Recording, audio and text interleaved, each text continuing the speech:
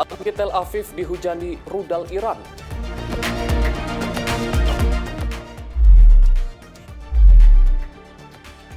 THR karyawan swasta cair paling lambat H-7.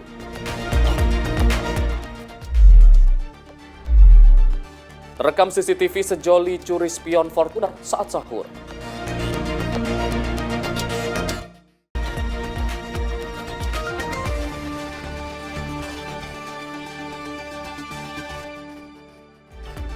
Halo pemirsa, menemani akhir pekan Anda, kami hadirkan rangkuman informasi terhangat yang terjadi selama sepekan yang telah kami rangkum dalam program Kilas Sepekan. Bersama saya, Arif Rifai. Pemirsa, pemimpin tertinggi Republik Islam Iran Ayatollah Ali Khamenei dilaporkan meninggal dunia di usia 86 tahun. Media dalam negeri Iran mengumumkan kematiannya pada Minggu dini hari menyusul serangan gabungan besar-besaran yang diklaim dilancarkan oleh Amerika Serikat dan Israel.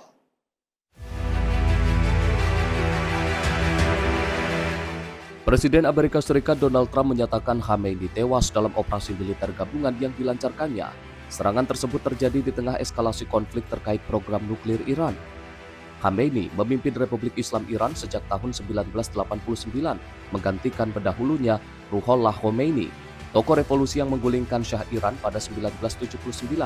Selama lebih dari 3 dekade, ia memperkuat kekuasaan klerikal dan memperbesar peran Korps Garda Revolusi sebagai penopang utama rezim. Di bawah kepemimpinannya, Iran terlibat konfrontasi terbuka dengan Israel dan Amerika Serikat, serta memperluas pengaruhnya melalui jaringan kelompok proksi di kawasan Timur Tengah. Di dalam negeri, pemerintahannya diwarnai gelombang protes besar yang terjadi, termasuk demonstrasi 2022 menyusul kematian Mahsa Amini. Aparat keamanan melakukan penindakan keras yang menelan ribuan korban jiwa, menurut kelompok aktivis. Pasca wafatnya Khamenei, pemerintah Iran menetapkan 40 hari masa berkabung nasional dan libur nasional selama 7 hari. Selanjutnya, Majelis Ahli yang beranggotakan 88 ulama akan menentukan pengganti pemimpin tertinggi. Namun hingga kini, belum ada sosok suksesor yang dianggap jelas yang dapat menggantikan Khamenei. Kematian Khamenei memunculkan tanda tanya besar tentang masa depan Republik Islam Iran di tengah tekanan ekonomi, gejolak politik, dan ketegangan militer yang masih terus berlanjut. Tim redaksi Simpo TV melaporkan. Pemirsa, ketegangan di Israel terus meningkat setelah rudal Iran dilaporkan menargetkan berbagai wilayah di Tel Aviv. Sirine peringatan serangan udara memaksa warga segera mencari perlindungan ke tempat yang aman.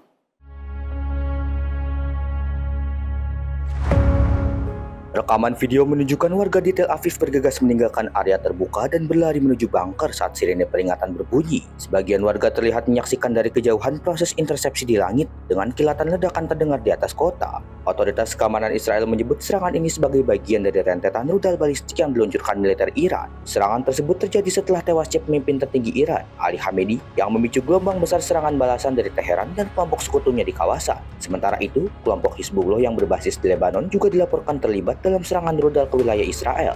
Situasi ini memperluas arena konflik yang melibatkan beberapa negara di Timur Tengah. Konfrontasi memanas setelah Israel dan Amerika Serikat melancarkan serangan udara gabungan ke wilayah Iran, menargetkan fasilitas yang diklaim terkait program nuklir dan rudal balistik Teheran. Menurut laporan otoritas kesehatan Iran, ratusan orang dilaporkan tewas di Iran akibat serangan tersebut. Sementara itu, lalu lintas udara di sejumlah negara Teluk seperti Qatar, Arab Saudi, dan Uni Emirat Arab disebut terhenti, menandakan dampak luas konflik yang kian meningkat. Tegangan yang terus memburuk memunculkan kekhawatiran akan konflik berkepanjangan dengan dampak regional dan global yang semakin meluas. Tim redaksi Simpo TV melaporkan. Sementara itu, pemirsa, Wakil Ketua Komisi 1 DPR Dev Laksono mendukung penuh langkah Indonesia untuk membuka ruang diplomasi dalam mewujudkan perdamaian konflik antara Iran dengan Amerika Serikat serta Israel. Dev menilai jalur diplomasi diperlukan agar tidak menyebabkan konflik berkepanjangan yang dapat berdampak terhadap sektor industri maupun perekonomian secara global.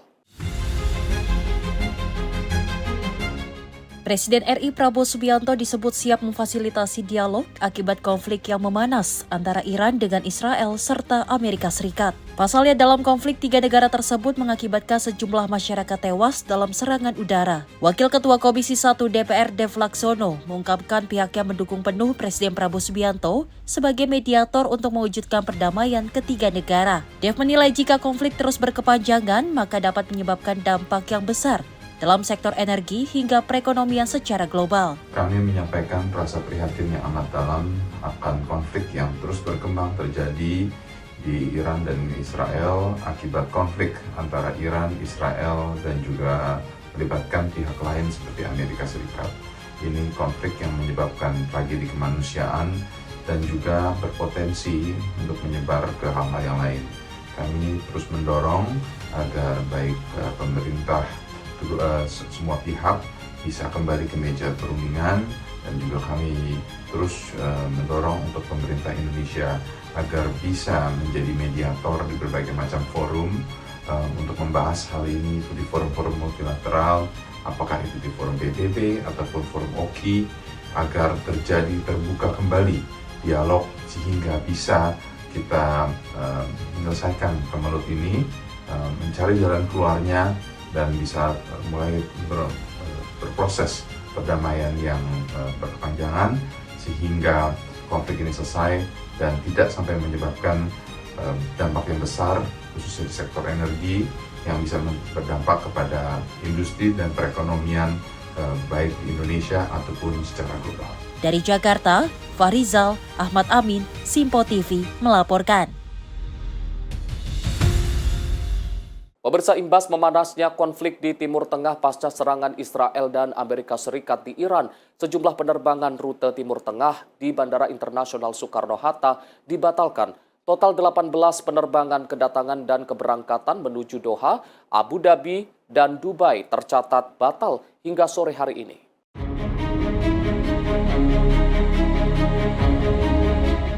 Situasi penerbangan di Bandara Internasional Soekarno-Hatta terdampak imbas meningkatnya tensi geopolitik di kawasan Timur Tengah.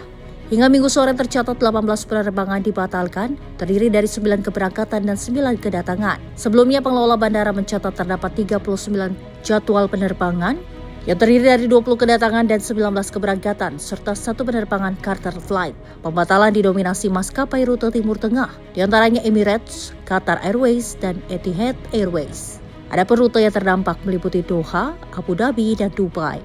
Meski demikian, penerbangan jemaah umroh masih berjalan dengan total 4 penerbangan terdiri dari 3 kedatangan dan 1 keberangkatan. Pihak bandara menegaskan secara umum operasional bandara tetap berjalan aman, tertib, dan lancar. Otoritas bandara terus berkoordinasi dengan maskapai dan pemangku kepentingan terkait untuk memastikan pelayanan kepada penumpang tetap optimal. Maskapai telah memberikan informasi kepada penumpang terkait opsi rerute, refund maupun reschedule. Meski jadwal pengganti masih menunggu perkembangan situasi. Dapat kami sampaikan bahwa sampai dengan sore hari ini untuk situasi di Bandara Internasional Soekarno-Hatta direncanakan hari ini terdapat 39 jadwal penerbangan yang terdiri dari 20 jadwal kedatangan dan 19 jadwal keberangkatan serta 1 charter flight. Namun sampai dengan sore hari ini sudah kami catat bahwa terdapat 18 rencana penerbangan yang cancel, terdiri dari 9 keberangkatan dan juga 9 kedatangan. Ya, untuk hari ini terdapat 18 jadwal keberangkatan maupun keberangkatan dan kedatangan yang cancel, itu terdiri dari maskapai Emirates, kemudian ada Qatar Airways, ada Saudi Arabia, dan memang tujuannya adalah tujuan untuk Doha, kemudian ada Abu Dhabi, dan juga Dubai. Pihak bandara menghimbau penumpang untuk terus memantau informasi resmi dari maskapai masing-masing, serta dapat menghubungi kontak center Incheon Airport di 172 untuk informasi lebih lanjut. Dari Tangerang, Mujae Plato Mairisa, Simpo TV melaporkan. Pemimpin Gereja Katolik Dunia, Pope Leo XIV, menyampaikan keprihatinan yang mendalam atas serangan Amerika Serikat dan Israel ke Iran. Dalam pernyataan pertamanya, Vatikan mendesak agar rantai kekerasan segera dihentikan sebelum berujung pada jurang yang tak dapat dipulihkan. Seruan datang dari Vatikan.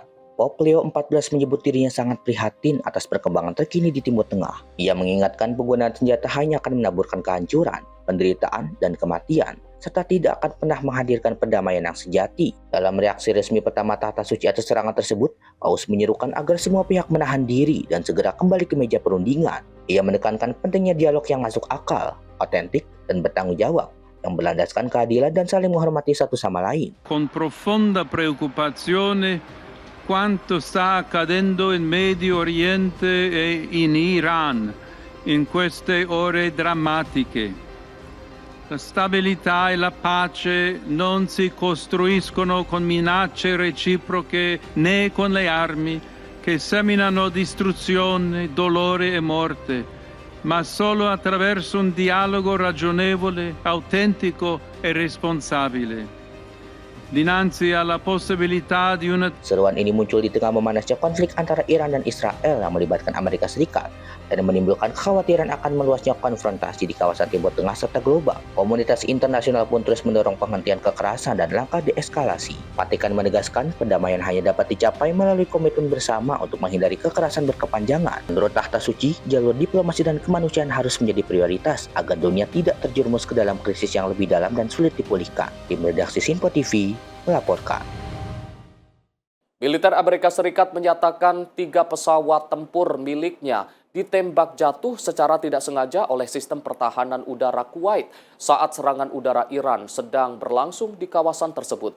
Insiden terjadi ketika pesawat Iran, rudal, serta drone melancarkan serangan ke wilayah operasi militer Amerika Serikat.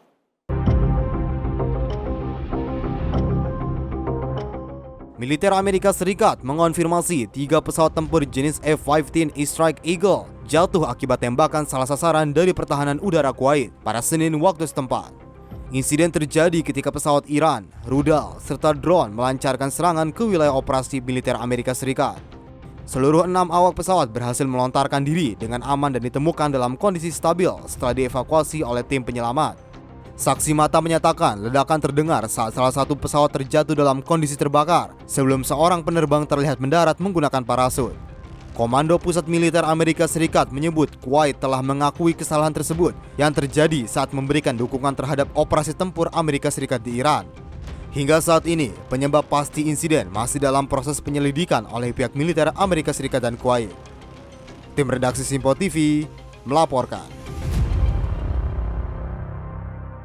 Sementara itu, pemirsa, asap tebal membumbung di atas kawasan industri minyak di Fujairah, UEA setelah terjadi kebakaran hebat akibat serangan drone yang diintersepsi Otoritas Keamanan Udara UEA.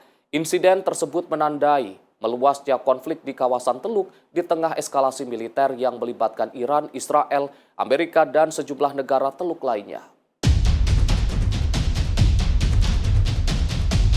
Otoritas di Fujairah menyatakan kebakaran itu terjadi karena pecahan material dari drone yang diintersepsi oleh sistem pertahanan udara Uni Emirat Arab yang jatuh ke area industri minyak utama.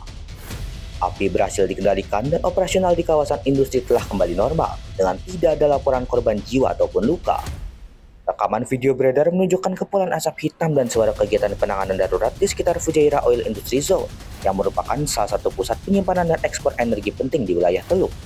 Kawasan tersebut sering dipandang sebagai alternatif rute energi tanpa harus melintasi Selat Hormuz. Insiden di Fujairah ini terjadi di tengah rentetan serangan rudal dan drone yang diluncurkan Iran sebagai balasan atas serangan udara yang dilakukan oleh Amerika Serikat dan Israel. Beberapa negara Teluk diperkirakan mengalami tekanan keamanan dan gangguan terhadap infrastruktur sipil serta energi. Konflik yang terus berkembang ini telah memicu kekhawatiran global terhadap stabilitas pasokan minyak dan pergerakan kapal-kapal komersial yang berpotensi mempengaruhi harga energi dunia yang melonjak tinggi. Tim redaksi Simpo TV melaporkan. Menteri Keuangan Purbaya Yudi Sadewa menegaskan kondisi keuangan Indonesia berada di tahap aman terhadap dinamika global saat ini. Dirinya memastikan pemerintah memiliki langkah antisipasi apabila kondisi global semakin memburuk hingga menyebabkan kenaikan harga di sejumlah sektor. Kondisi dinamika global saat ini menjadi perhatian serius pemerintah dalam menjaga stabilitas keuangan negara aman ke depannya, di tengah potensi kenaikan harga barang di sejumlah lini sektor. Menteri Keuangan Purbaya Yudi Sadewa mengungkapkan kondisi ekonomi negara melalui sektor minyak mampu terjaga pada tahun ini dengan nilai tertentu. Purbaya beri perhatian di lini sektor minyak dengan meletakkan angka tertinggi hingga $92 Amerika Serikat. Pemerintah mampu mengendalikan anggaran untuk tahun ini. Meskipun demikian, pemerintah akan menghitung kembali keuangan negara apabila dinamika geopolitik semakin ekstrim dan kompleks ke depannya. Adapun Purbaya turut serta membahas analisa. Gimana? Ada bahas ekonomi juga nggak di dalam? Ada bahas antara lain kalau krisis seperti ini berkepanjangan, tahan nggak anggarannya seperti apa. Kalau analisa kita yang ada sekarang sih masih cukup baik, jadi nggak ada masalah. Karena tax collection kita juga membaik. Januari Februari kan tumbuhnya 30%. Itu angka yang signifikan sekali. Artinya ada perbaikan yang signifikan di ekonomi dan perilaku orang-orang pajak dan bea cukai kita. Kuat berapa lama, Pak? Apanya? Perekonomian di Indonesia dengan eskalasi yang sangat. Gitu kan kita hitung simulasi angka harga minyak level tertentu ya setahun. Mulai setahun untuk anggaran setahun ini. Jadi masih bisa diabsorb kalau harga minyak naik terlalu tinggi. Tapi kalau ekstrim sekali kita akan hitung ulang. Dari Jakarta, Max Monte, Tio Malau, Sinpo TV melaporkan. Pemirsa, informasi lainnya akan kami hadirkan usai jeda. Tetaplah bersama kami di Kilas Sepekan.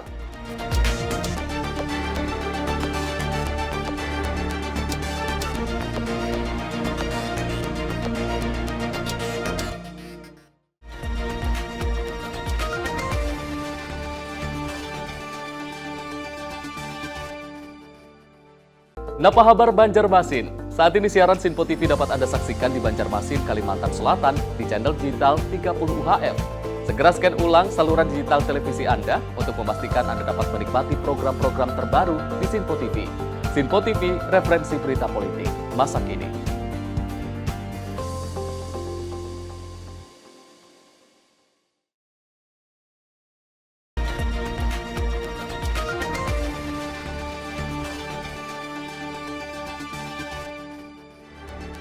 Pemirsa, Anda kembali menyaksikan Kilas Sepekan. Presiden Prabowo Subianto tiba di tanah air usai rangkaian lawatan ke Amerika Serikat, Inggris, Yordania, dan Uni Emirat Arab. Kedatangan Presiden Prabowo disambut oleh Wakil Presiden Gibran Rakabuming Raka dan jajaran pejabat tinggi negara.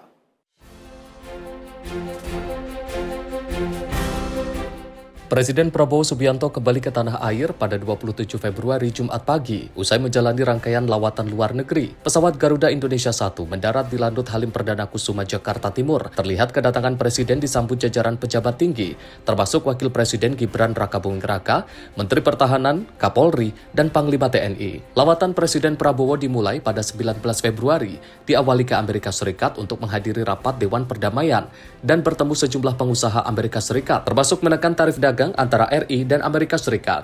Selanjutnya, Presiden Prabowo ke London, Inggris, menyaksikan penandatanganan kerjasama industri semikonduktor antara BPI Danantara dan ARM Limited, serta melanjutkan perjalanan ke Yordania untuk bertemu Raja Abdullah II Ibnu Al-Hussein dan membahas konflik di jalur Gaza serta solusi dua negara untuk perdamaian Palestina. Rangkaian lawatan ditutup di Abu Dhabi, Uni Emirat Arab, di mana Presiden Prabowo bertemu Presiden Mohammed bin Zayed Al Nahyan untuk membahas penguatan kerjasama ekonomi. Pertemuan juga menyinggung rencana Uni Emirat Arab menambah investasi di Indonesia, memperkuat kemitraan strategis kedua negara. Tim redaksi Sinpo TV melaporkan.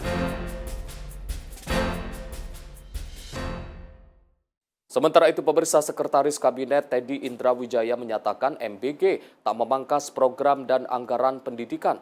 Ia menegaskan bahwa anggaran justru ditingkatkan untuk mendukung sektor pendidikan.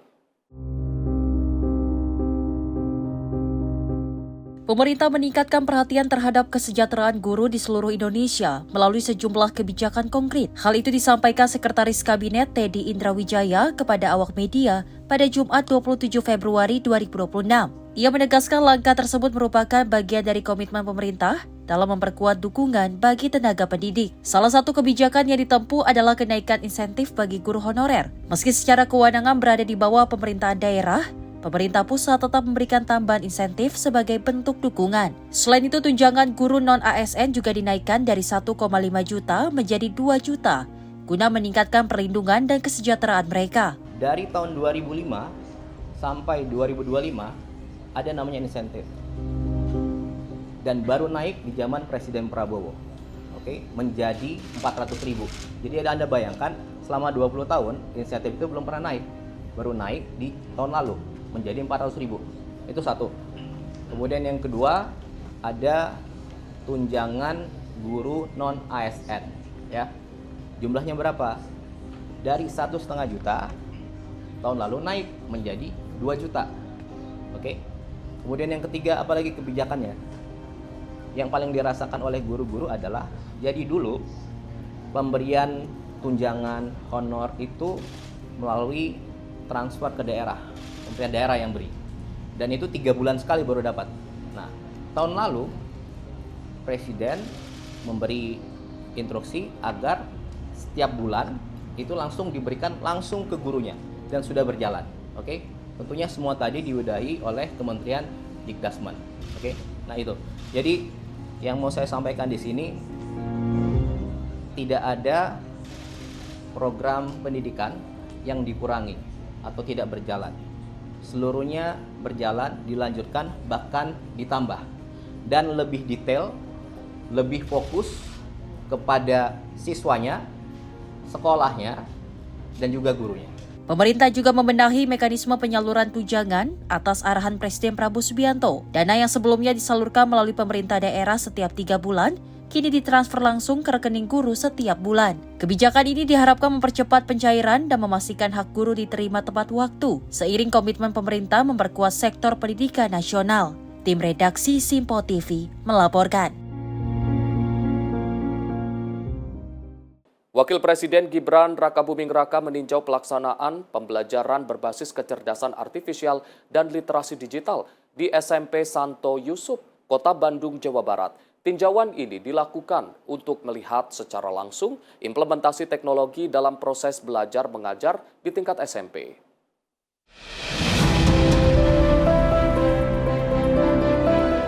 Wakil Presiden Gibran Rakabuming Raka mengapresiasi pengaplikasian coding di sekolah menengah pertama saat meninjau langsung pembelajaran berbasis AI dan literasi digital. Kunjungan ini sejalan dengan pelaksanaan Astacita Presiden Prabowo Subianto, khususnya dalam penguatan sumber daya manusia unggul, transformasi digital, serta peningkatan kualitas pendidikan berbasis teknologi. Wapres Gibran pun berharap para siswa dapat terus mengembangkan inovasi yang telah dirintis tersebut agar semakin bermanfaat di masa mendatang. Di sisi lain, pihak sekolah berharap dukungan pemerintah terus diperkuat guna mengembangkan program literasi AI dan digital, khususnya penguatan pembelajaran coding di masa mendatang. Tim redaksi Simpo TV melaporkan. Menteri Koordinator Pangan Zulkifli Hasan menegaskan bahwa pemerintah tidak melakukan impor beras maupun ayam dari Amerika Serikat. Zulhas memastikan kondisi produksi pangan nasional saat ini dalam posisi surplus. Menteri Koordinator Pangan Zulkifli Hasan menjelaskan bahwa produksi pangan nasional saat ini dalam kategori surplus, sehingga pemerintah tidak akan melakukan impor beras maupun ayam dari Amerika Serikat. Hal tersebut disampaikan Zulhas saat menghadiri buka bersama fraksi Partai Amanat Nasional DPR di Kompleks Parlemen Senayan, Jakarta.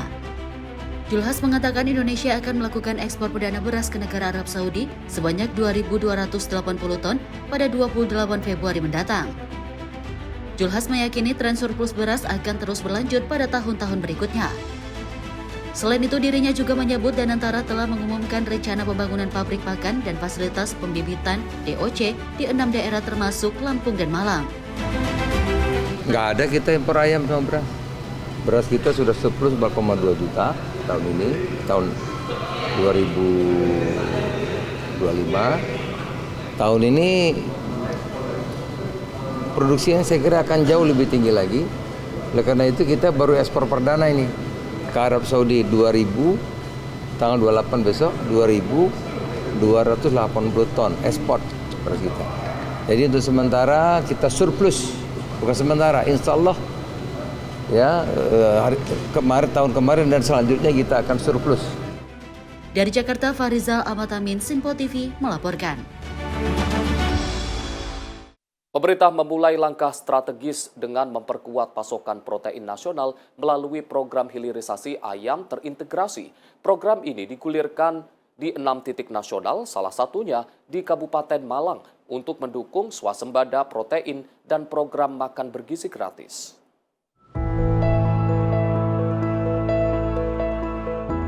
Pemerintah melalui Danantara memulai pengembangan program hilirisasi ayam terintegrasi di 6 lokasi nasional. Salah satu titik pengembangan berada di Kabupaten Malang, Jawa Timur. Program ini merupakan inisiatif Menteri Pertanian Andi Amron Sulaiman sebagai langkah strategis memastikan swasembada protein yang berkelanjutan serta mendukung program makanan bergizi gratis. Hilirisasi ayam terintegrasi memperkuat ekosistem perunggasan dari hulu hingga hilir, meliputi pembibitan pakan lokal, kesehatan hewan, rumah potong, hewan unggas cold chain, pengolahan hingga pemasaran. Program ini didukung investasi sekitar 20 triliun rupiah, serta akses kredit usaha rakyat hingga 50 triliun rupiah. Pemerintah memproyeksikan program ini akan menambah produksi sekitar 1,5 juta ton daging ayam dan 1 juta ton telur per tahun. Selain itu, program ini diperkirakan membuka 1,46 juta lapangan kerja dan meningkatkan pendapatan peternak hingga 81,5 triliun rupiah. Program hilirisasi ayam juga diharapkan menopang kebutuhan gizi. 82,91 juta penerima manfaat program makanan gizi gratis. Pembangunan kandang GPS ini merupakan salah satu dari rencana pembangunan ekosistem hilirisasi ayam terintegrasi yang dilakukan oleh Danantara melalui BUMN, PT Berdikari, dan BUMN Pangan. Tujuan dari pembangunan hilirisasi ayam terintegrasi adalah dalam rangka peningkatan produksi daging ayam dan telur untuk memenuhi kebutuhan makan bergizi gratis, khususnya di luar Pulau Jawa. Pemerintah menegaskan program hilirisasi ayam terintegrasi menjadi bagian penting strategi pembangunan pangan nasional untuk mewujudkan Indonesia yang lebih sehat dan sejahtera. Tim redaksi Sinpo TV melaporkan.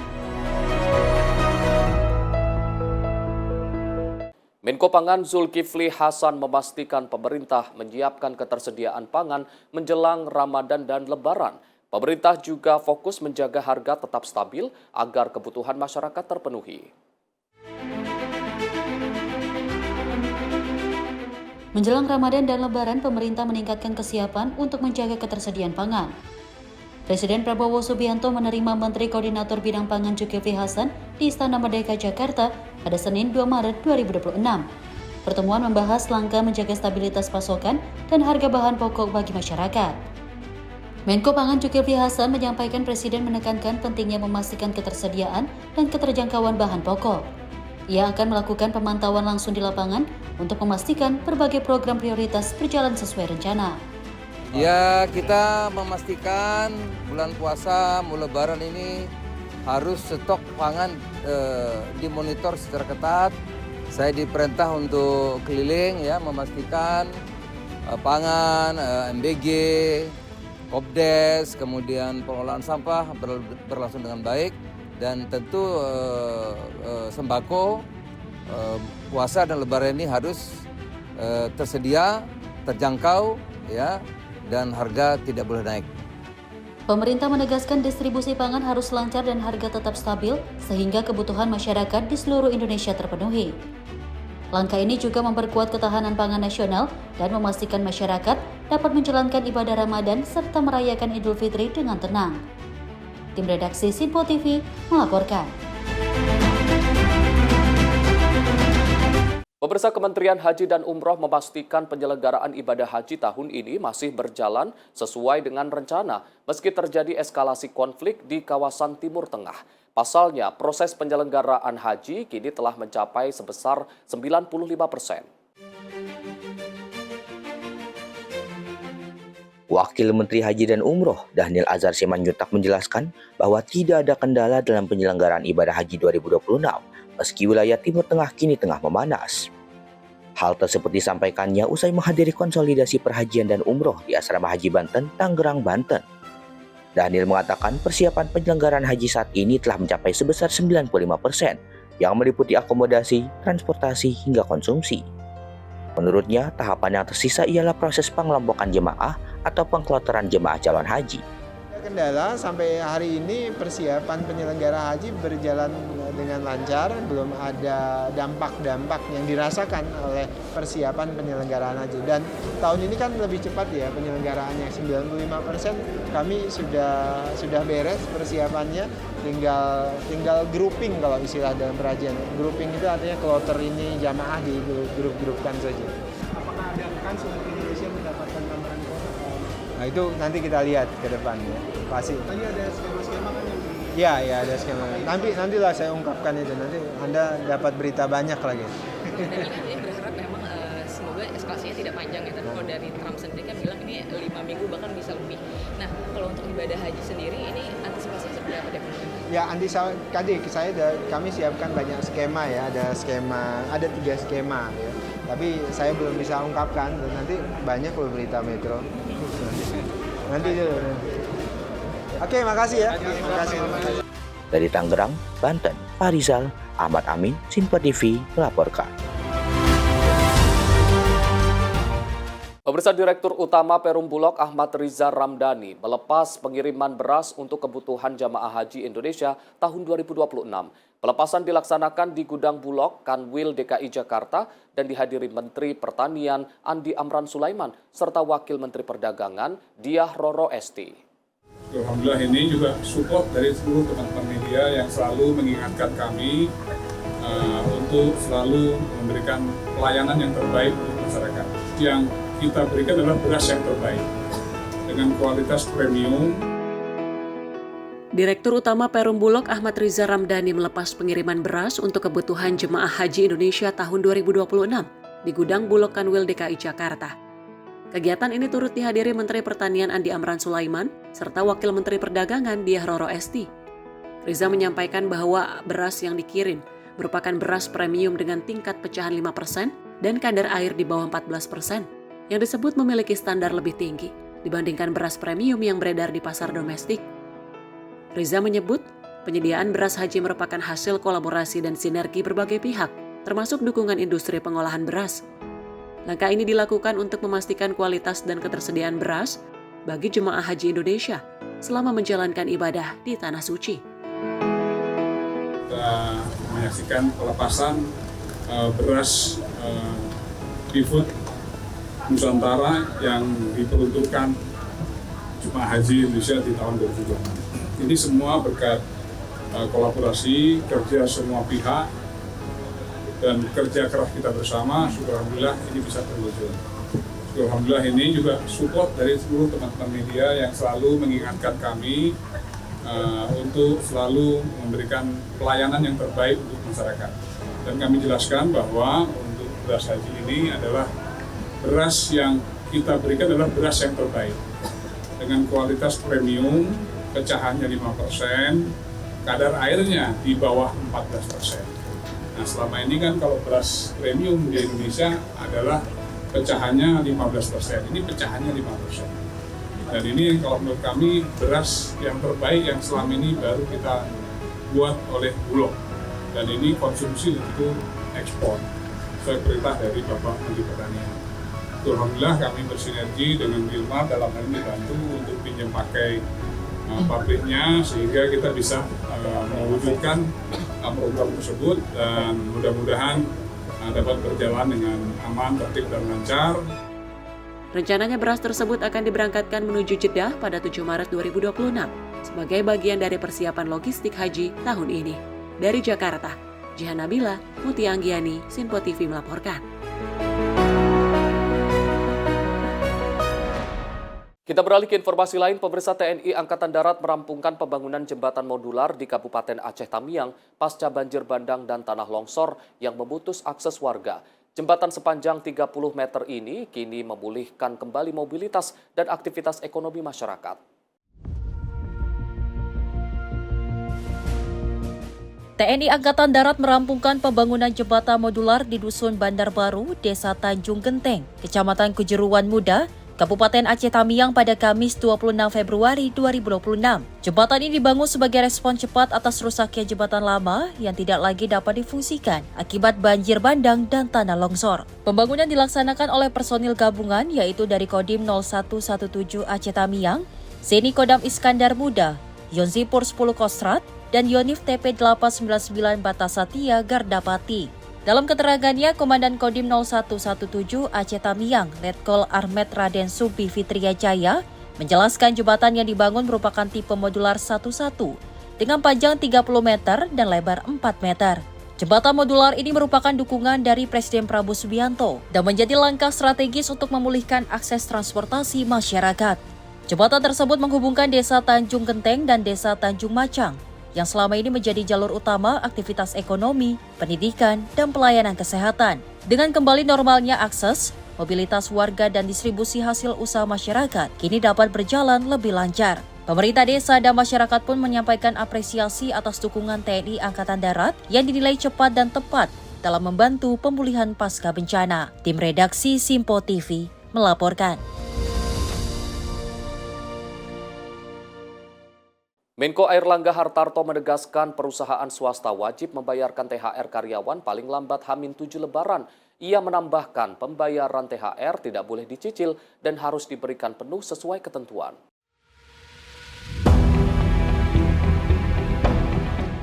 Pemerintah mengingatkan perusahaan swasta untuk membayarkan tunjangan hari raya paling lambat 7 hari sebelum Lebaran 2026.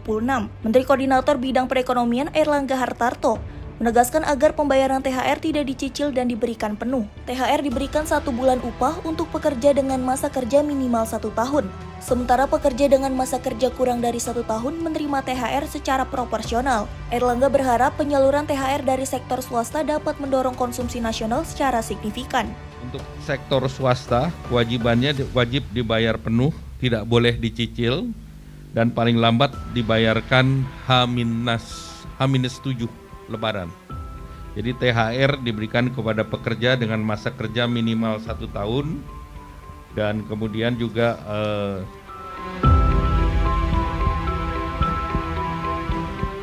jumlahnya minimal jumlahnya adalah 1 bulan upah, sedangkan pekerja dengan masa kurang 1 tahun diberikan secara proporsional.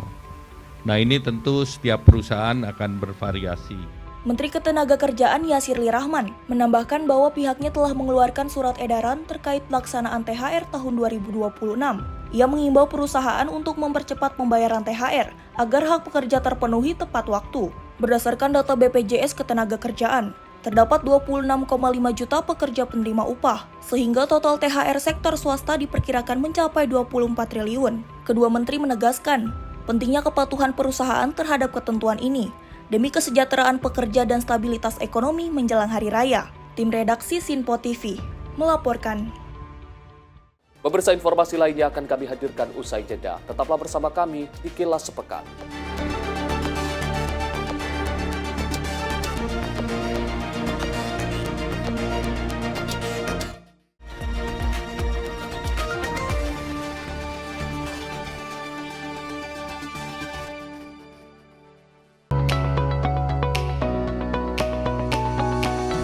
Kami hadir menyapa malam Anda dengan sajian yang menarik dan ulasan yang mendalam sepanjang hari. Akhiri aktivitas Anda dengan berbagai perkembangan peristiwa yang terjadi sepanjang hari. Disajikan secara lugas dan berkualitas sebagai refleksi perjalanan hari Anda. Sepanjang hari, berbagai informasi penting nasional dan mancanegara terus bergerak dan berkembang. Kami merangkum untuk Anda sebagai ikhtisar akhir hari dalam Menyapa Indonesia Malam setiap Senin hingga Jumat hanya di Simpo TV.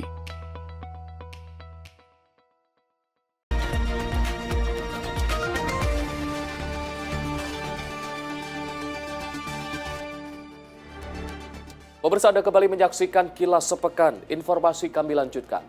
Wakil Presiden ke-6 Republik Indonesia Tri Sutrisno tutup usia di usianya ke-90 tahun setelah sebelumnya menjalani perawatan medis di RSPAD Gatot Subroto, Jakarta.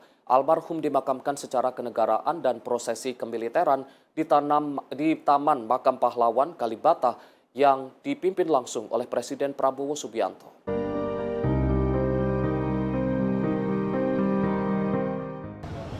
Innalillahi wa inna ilaihi raji'un, telah berpulang ataupun tutup usia mantan Wakil Presiden ke-6 Republik Indonesia Tri Sutrisno pada tadi pagi Senin 2 Maret 2026 sekitar pukul 6.58 waktu Indonesia Barat di Rumah Sakit RSPAD Gatot Subroto Jakarta. Almarhum menghembuskan nafas terakhir di RSPAD pada usia 90 tahun.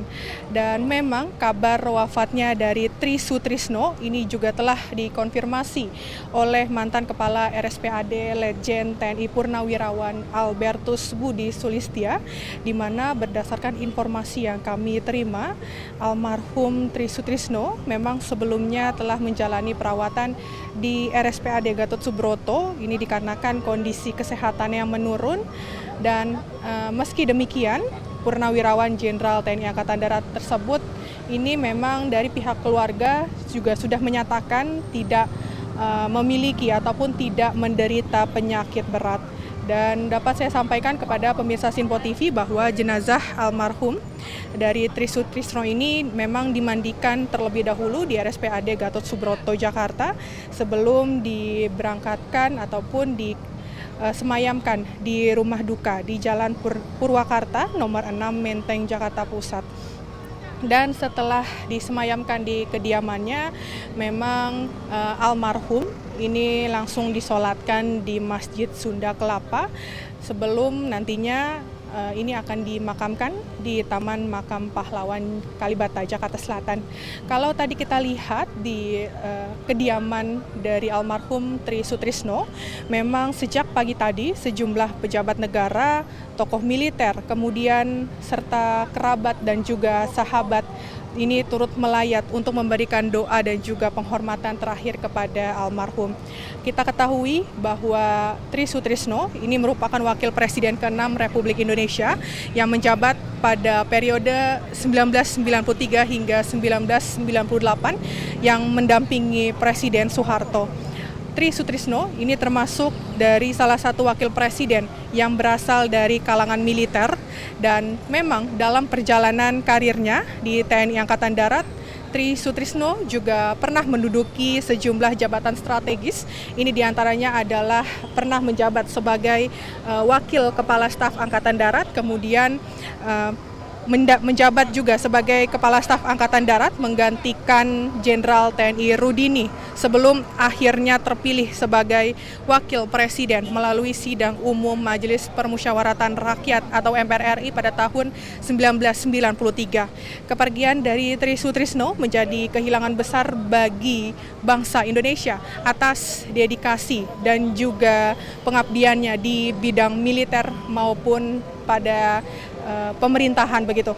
Dan dapat saya sampaikan juga bahwa dalam rangkaian penghormatan terakhir kepada mantan Wakil Presiden Republik Indonesia ke-6 Tri Sutrisno, pemerintah akan menggelar upacara kenegaraan sebagai bentuk penghormatan kepada almarhum, di mana tadi setelah dilakukan sholat jenazah di Masjid Sunda Kelapa, ini dilakukan prosesi upacara kenegaraan di mana Panglima TNI Jenderal TNI Agus Subianto ini bertindak sebagai inspektur upacara dalam prosesi ataupun upacara dari kenegaraan, yakni upacara penyerahan jenazah dari pihak keluarga kepada negara, di mana dapat saya sampaikan bahwa prosesi ini ataupun upacara kenegaraan ini menjadi simbol penyerahan resmi untuk dimakamkan secara kenegaraan atas jasa dan juga pengabdian almarhum kepada bangsa dan juga negara.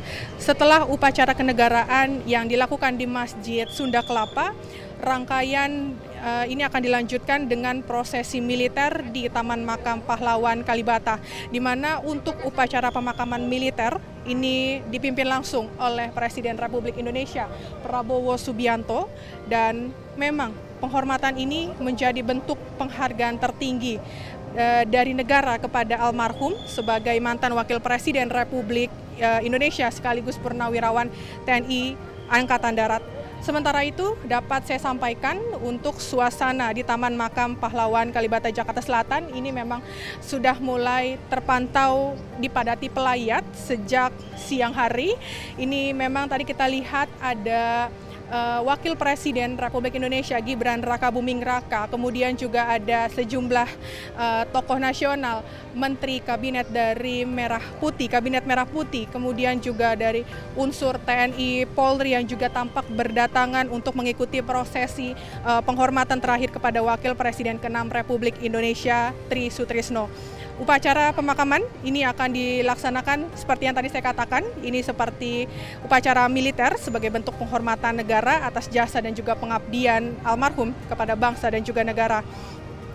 Dan tentunya kita juga akan masih menunggu prosesi upacara dari kemiliteran yang akan dipimpin langsung oleh Presiden Republik Indonesia Prabowo Subianto. Tentunya prosesi ini menjadi penutup perjalanan pengabdian dari Tri Sutrisno yang semasa hidupnya mendedikasikan dirinya sebagai ataupun di bidang militer dan juga di pemerintahan Republik Indonesia. Demikian informasi yang dapat kami sampaikan dari Jakarta, Jihan Nabila dan juga juru kamera Mutia Anggiani, Sinpo TV melaporkan. Sementara itu, pemirsa, Ketua Komisi Perlindungan Anak Indonesia atau KPAI, Margaret Aliatul Maimunah, meninggal dunia usai menjalani perawatan intensif di Rumah Sakit Fatmawati, Jakarta, sebelum diberangkatkan ke Jombang, Jawa Timur untuk dimakamkan. Jenazah Ketua Umum Fatayat NU ini sempat dibawa ke kantor pengurus besar Nahdlatul Ulama untuk disolatkan. Ratusan pelayat memadati area kantor pengurus besar Nahdlatul Ulama (PBNU) di Jalan Kramat Raya Senen, Jakarta Pusat pada Minggu siang. Mereka datang untuk melayat langsung jenazah Ketua Komisi Perlindungan Anak Indonesia (KPAI) Margaret Aliatul Maimunah setelah tiba di kantor PBNU. Nampak, Ketua Umum PBNU, Kiai Haji Yahya Cholil Stakuf, memimpin langsung sholat jenazah yang didahului dengan salat zuhur. Dalam penyambutannya usai menyolatkan jenazah, Gus Yahya menyampaikan bahwa kepergian almarhumah merupakan kehilangan besar bagi Fatayat NU dan seluruh keluarga besar Nahdlatul Ulama. Gus Yahya menambahkan, almarhumah termasuk dalam janji Hadratus Syekh Kiai Haji Hashim Hasyari dan mendapat bagian dalam doa pendiri NU. Sebelumnya, Ketua Umum Fatayat NU, Margaret Aliatul Maimunah, wafat pada usia 47 tahun setelah menjalani perawatan intensif di Rumah Sakit Fatmawati, Jakarta pada pukul 8:25 pagi tadi. Jenazah kemudian langsung diberangkatkan ke Jombang, Jawa Timur untuk dimakamkan di Kompleks Pesantren Mambaul Ma'arif Denayar. Dari Jakarta, Dio Malau, Sinpo TV melaporkan. Kita beralih ke informasi lain. Pemirsa, pemerintah kota Istanbul menghadirkan buka puasa gratis bagi ribuan warga sepanjang bulan Ramadan. Program ini digelar di sejumlah alun-alun utama kota dan menjadi ruang kebersamaan bagi masyarakat untuk berbuka puasa. Warga terlihat mengantri sejak menjelang waktu berbuka untuk mendapatkan hidangan yang telah disediakan penyelenggara. Suasana hangat dan penuh kebersamaan terasa saat masyarakat duduk berdampingan, berbagi cerita, dan menyantap makanan bersama-sama untuk membatalkan puasa. Menurut pengelola fasilitas pemerintah kota Istanbul, sekitar 8.000 porsi makanan hangat didistribusikan setiap hari di 4 titik lokasi berbeda, yaitu Eminönü, Üsküdar, Sancaktepe, dan Bahçeli. Menu yang disajikan terdiri dari 4 jenis hidangan panas yang disiapkan untuk memastikan kebutuhan gizi warga terpenuhi saat berbuka. Program ini menjadi bagian dari inisiatif sosial pemerintah kota setempat selama bulan suci Ramadan dengan melibatkan petugas dan relawan untuk menjaga kelancaran distribusi makanan serta ketertiban di lokasi. Selain memberikan akses makanan gratis, program berbuka puasa gratis ini juga menjadi ruang interaksi sosial, di mana warga dari berbagai latar belakang dapat berkumpul dan merasakan semangat solidaritas sesama. Momen berbuka puasa pun menjadi waktu yang dinantikan untuk mempererat silaturahmi dan kebersamaan di tengah masyarakat kota Istanbul. Tim redaksi Sinpo TV melaporkan. Pemirsa, Menteri Agama kembalikan Muruah Pekan Tilawatil Quran untuk diselenggarakan rutin senasional. Nasaruddin Umar menilai PTQ memperkuat generasi muda Qurani di era digital dan budaya rakyat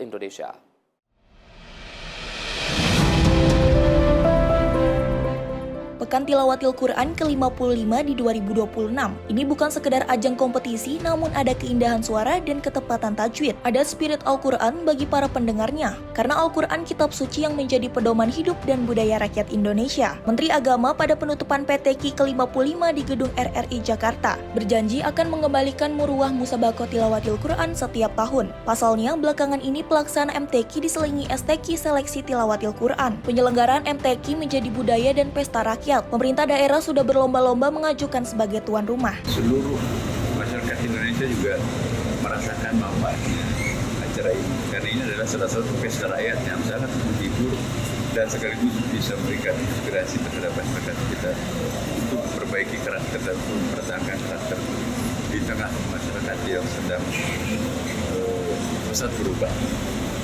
Tanpa kompas ke depan, maka kita nanti khawatir sebagai satu bangsa yang sangat luas besar berada di posisi silang.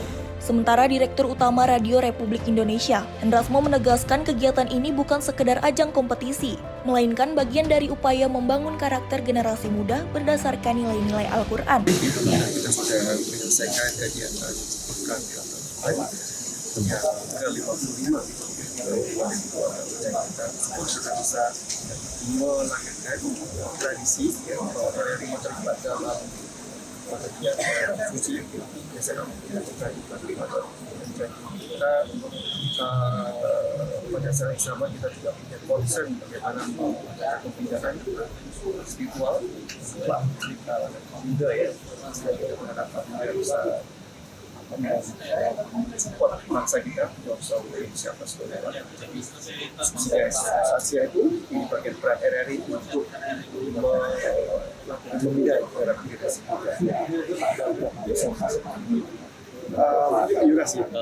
Pelaksanaan PTQ tahun ini memiliki makna mendalam karena berlangsung pada bulan suci Ramadan, memperkuat generasi muda Qurani di era digital, wujudkan Indonesia Emas 2045. Sudah sesuai dengan perkembangan teknologi yang sangat pesat saat ini. Tim Liputan Sinpo TV melaporkan. Pemirsa, berbeda dari bangunan pada umumnya, masjid di Garut, Jawa Barat terlihat unik. Bangunan besar penuh warna menarik, perhatian warga dan juga jamaah yang datang. Tak hanya tempat ibadah, masjid yang dibangun sejak 1995 ini juga tersedia wahana permainan anak.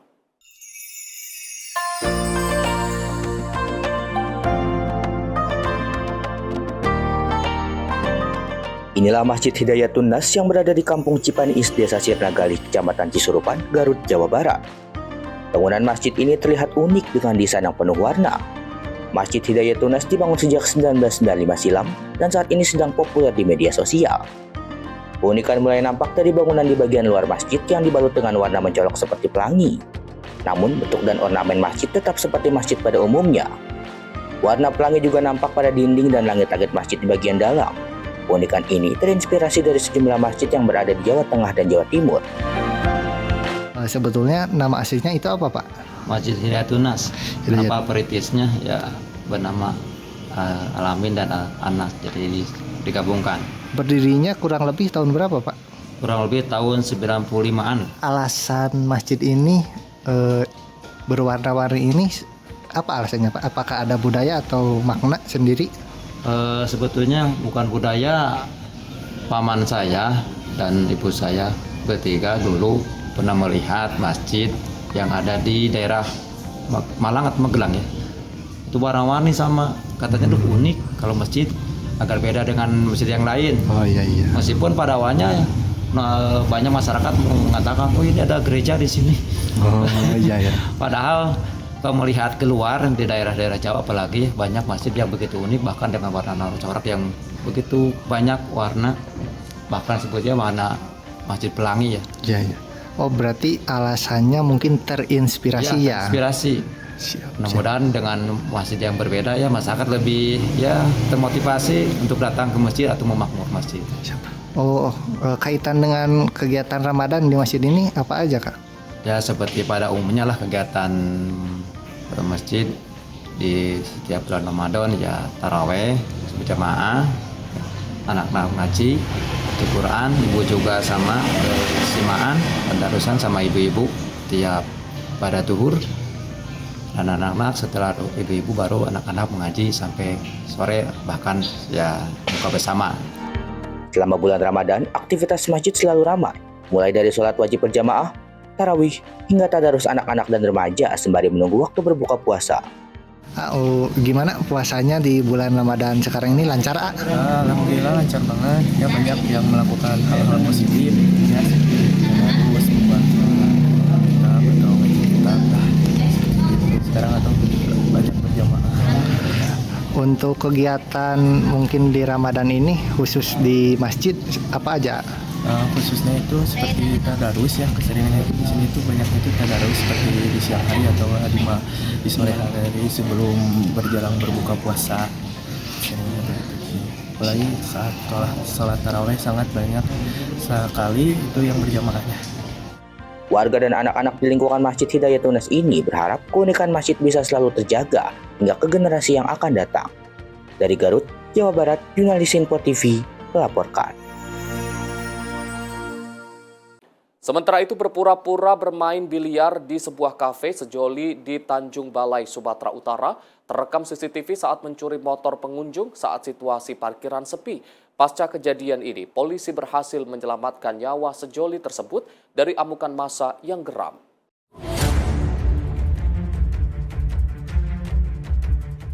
Layaknya pengunjung, pasangan kekasih berbaju hitam ini terlihat mendatangi kasir untuk bermain biliar di sebuah kafe di Jalan Sudirman, Kota Tanjung Balai, Sumatera Utara.